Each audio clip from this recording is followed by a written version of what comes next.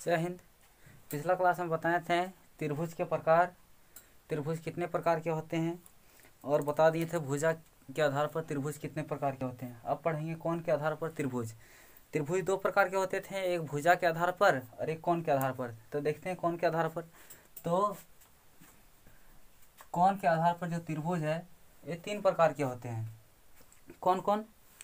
न्यून कोण, समकोण और अधिक कोण। न्यून कोण त्रिभुज क्या है, समकोण त्रिभुज क्या है, अधिक कोण त्रिभुज क्या है? न्यून कोण त्रिभुज। पहले डेफिनेशन देखिए। जिस त्रिभुज का प्रत्येक कोण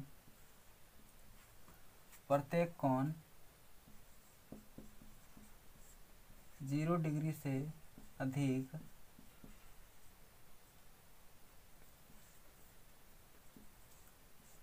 और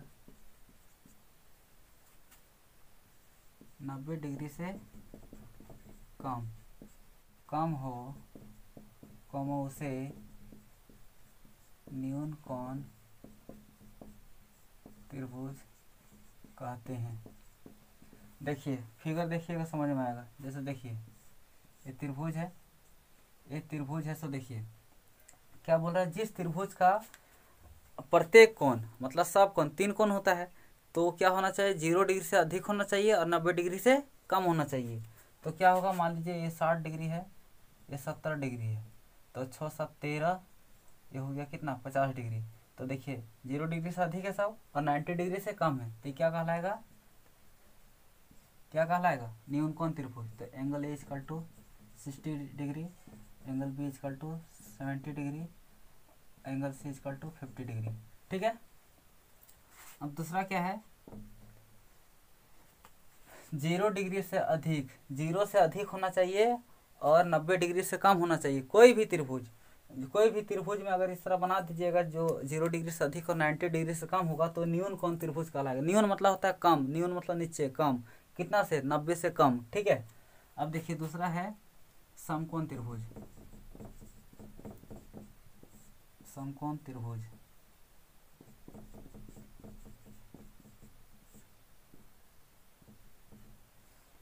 तो जिस त्रिभुज का एक कोण 90 डिग्री हो उसे समकोण त्रिभुज कहते हैं। मतलब कोई ऐसा एक त्रिभुज है जिसका एक कोण कम से कम 90 डिग्री और हो तो क्या है, न्यून समकोण त्रिभुज कहलाएगा। जैसे देखिए समकोण त्रिभुज जब भी बनाइएगा तो ये जो लंब है सो ऐसे होना चाहिए। ठीक है, ए बी सी, ये हो गया 90 डिग्री। 90 डिग्री चूँकि चंदा मामा में ऐसे अगर बनाएंगे तो ये 90 डिग्री सीधा बनता है। ठीक है, इसलिए समकोण त्रिभुज में ऐसे सीधा बनाया जाता है, समझे। तो क्या होगा, ये देखिए ये कौन है, angle B equal to 90 degree. अब मान लीजिए देखिए 90 डिग्री है, उसके बाद क्या, ये मान लीजिए 60 डिग्री है, कितना है 60, तो 9 6 15, 150 डिग्री, तो हो गया 30 डिग्री। अब देखिए 90 डिग्री, उसके बाद दो कोण जो है सो कितनों जोड़ दीजिए, दोनों मिला के 90 होना चाहिए। जैसे 60 30 हो गया, 45 45 भी हो सकता है, 40 50 भी हो सकता है, 10 और 80 भी हो सकता है, समकोण त्रिभुज। लेकिन एक कोण अगर 90 डिग्री होगा, जिस त्रिभुज में अगर एक कोण कम से कम 90 डिग्री होगा तो समकोण त्रिभुज कहलाएगा। कोई दिक्कत? अब है अधिक कोण।